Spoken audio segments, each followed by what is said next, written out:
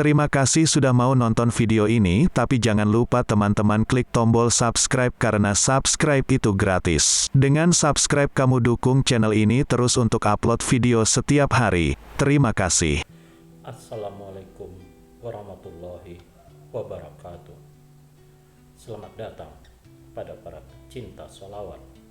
Selamat datang di Kisah Sirah Nabawi Channel. Di video kali ini saya akan berceritakan tentang kisah karomah dua waliullah di Bangkalan dan Sumeneb, Madura yang bisa menghentikan waktu.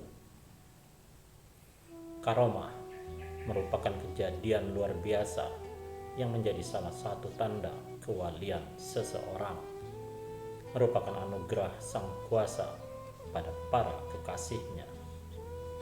Anugerah ini bersifat khusus karena tidak bisa dipelajari seperti kejadian luar biasa yang misalnya dikenal dengan kesaktian, sihir, kanuragan, dan sejenisnya.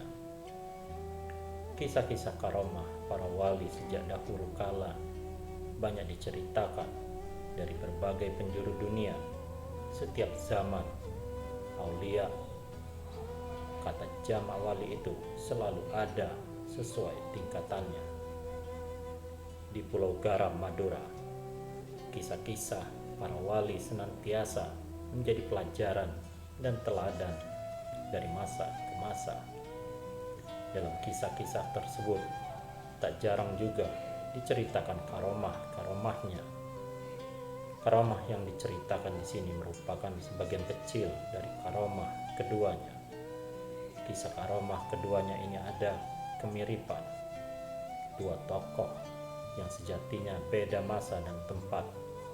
Yang satu berada di belahan barat Nusa, Madura, dan yang kedua berada di ujung timur bumi Raden Sagara ini. Yang pertama, Panembahan Siding Kamal di Madura Barat.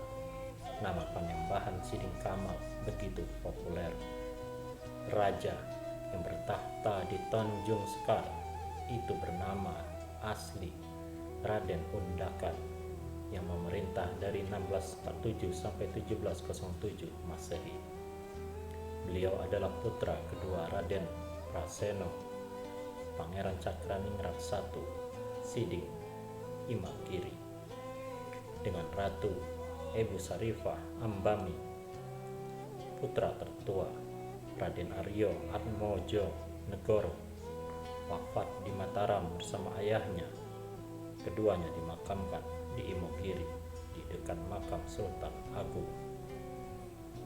Setelah ayahnya mangkat, Raden Undakan dinobatkan sebagai penguasa Madura Barat dengan gelar Panembahan Cakraningrat II. Di masa itu terjadi pemberontakan Pangeran Trunojoyo yang notabene adalah putra dari saudara laki-laki Cakraningrat II, yaitu Raden Demang Melio Kusumo. Kala itu Mataram sekaligus Madura jatuh ke tangan Trunojoyo yang selanjutnya bergelar Panembahan Maduratno. Bahkan Cakraningrat II sempat ditawan. Ada kisah keramat yang hingga kini diriwayatkan turun-temurun, yaitu saat Cakraningrat II ditahan di Alas Ladoyo, Blitar. Salah seorang wali besar di Sampang sekaligus sahabat Cakraningrat II biasa berkunjung tanpa diketahui siapapun. Sang wali bernama Kiai Napo itu senantiasa membawa hidangan dan membakar sesuatu demi sang nata yang tidak digigit nyamuk. Setelah pemberontakan Trunojoyo berakhir, Cakraningrat II memindahkan pusat pemerintahan yang semula di Madegan, Sampang ke wilayah Tanjung, sekarang masuk Bangkalan. Beliau ini dikenal sebagai tokoh yang karismatik dan berwibawa, serta dikaruniai banyak karomah. Beliau juga dikenal dekat dengan para ulama. Bahkan dalam sebuah manuskrip beliaulah yang meminta Sunan Cendana yang notabene adalah kakek sepupu dari ibunya, untuk menetap di Madura Barat dan dijadikan mustika negara. Kisah wafatnya Panembahan Cakraningrat II ini juga terus diceritakan hingga saat ini. Waktu itu beliau baru pulang dari Mataram. Sesampainya di Kamal, beliau jatuh sakit dan terus meninggal.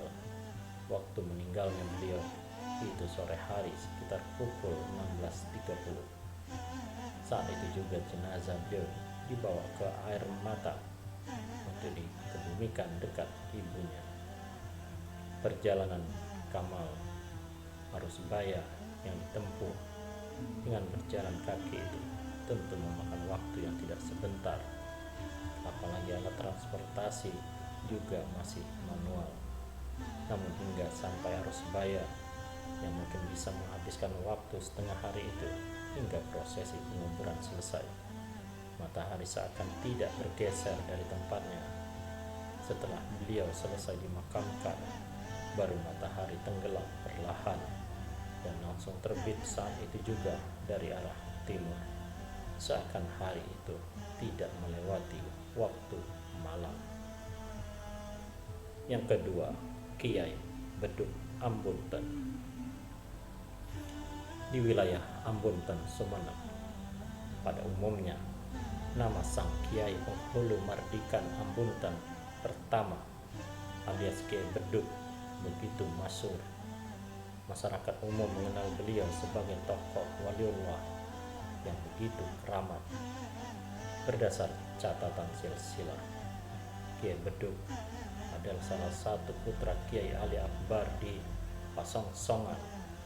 Nasabnya bersusur galur pada Kiai Talang Prongkong Kecer Dasuk.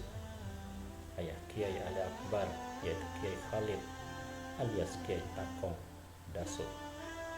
Kiai Takong bersaudara dengan Kiai Khatib Bangel dan Kiai Abdul Kidam, leluhur Bindara Saud Raja Sumeneb yang memerintah dari 1750 sampai 1762 Masehi. Kiai Bedug seorang ulama besar sekaligus waliullah besar di masanya. Kisah turun temurun begitu, kata Nyai Haja Munifah, salah satu keturunan Kiai Bedug di Ambunten Timur. Kisah-kisah yang biasa terjadi pada kekasih Allah atau di luar kebiasaan juga tersemat pada diri pribadi Kiai Bedug. Salah satunya mengenai sebutan Bedug pada panggilan beliau. Bedug dalam bahasa Madura berarti waktu masuknya sholat duhur, berasal dari bunyi bedug masjid yang umumnya ditabuh di waktu siang menjelang azan zuhur. Menurut yang dikisahkan R. Abu Bakar, salah satu keturunan Kiai Bedug lainnya, sang Kiai yang bernama Abdul Hamid tersebut memang tinggal di Ambunten. Sewaktu kecil, beliau dikirim ayahnya mondok ke Jawa Barat. Sesampainya di sana, Kiai Abdul Hamid oleh gurunya ditempatkan di sebuah bilik kecil. Bilik itu lantas dikunci oleh sang guru, konon hingga setahun lamanya. Setelah setahun, sang guru baru ingat jika telah mengunci santri barunya. Cemas, guru tersebut lekas ke lokasi bilik. Dalam pikirannya tentu sang murid sudah mati kelaparan dan kehausan, kata Abu Bakar. Betapa terkejutnya sang guru menyaksikan pemandangan di depan matanya. Kiai Abdul Hamid kecil tanpa menulis atau menyusun kitab yang merupakan intisari dari kegiatan belajar mengajar di pesantren tersebut. Tahu bahwa sang murid bukan orang biasa, sang guru lantas mengusirnya. Kiai Abdul Hamid disuruh pulang karena sudah alim. Kiai Abdul Hamid kecil kebingungan, tak tahu arah jalan pulang. Langkah kakinya membawa ke pesisir pantai yang teduh namun sepi dari perkampungan. Saat itulah datang seekor ikan besar. Orang Madura menyebutnya mondo, sejenis hiu. Ikan itu berbicara dan siap membawa Kiai Abdul Hamid pulang ke Madura. Perjalanan tersebut disebut memakan waktu sebeduk, yakni dari pagi hingga zuhur. Ikan yang membawa Kiai Abdul Hamid itu mendarat di pesisir Ambon. Versi lain, sebutan Kiai Beduk ini mengacu pada suatu peristiwa. Suatu waktu Kiai Abdul Hamid bersama istrinya atau pengikutnya bepergian. Kala itu waktu zuhur sudah masuk. Kiai, kita belum sholat zuhur, ingat santri Kiai Hamid. Di tengah perjalanan, kala itu memang menunjukkan posisi matahari sudah hampir masuk waktu asar. Nanti saja, masih lama habisnya waktu sholat zuhur, jawab Kiai Abdul Hamid tenang. Meski merasa aneh, namun para santri diam saja dan melanjutkan perjalanannya, tak berani berkata kata menyanggah sang guru. Setelah beberapa lama kejadian aneh terlihat, posisi matahari seakan tertahan. Padahal sudah memakan waktu berjam-jam, seakan waktu berhenti. Sebab karena sang wali, waktu beduk pun berjalan berjam-jam di luar semestinya. Hingga sampai tujuan, posisi matahari tetap di tempatnya. Kiai Abdul Hamid lantas sholat mengimami pengikutnya sholat beduk. Demikianlah kisah tentang dua wali Allah dari Kepulauan Madura. Semoga ada manfaatnya. Wallahu a'lam bishawab. Wassalamualaikum warahmatullahi wabarakatuh.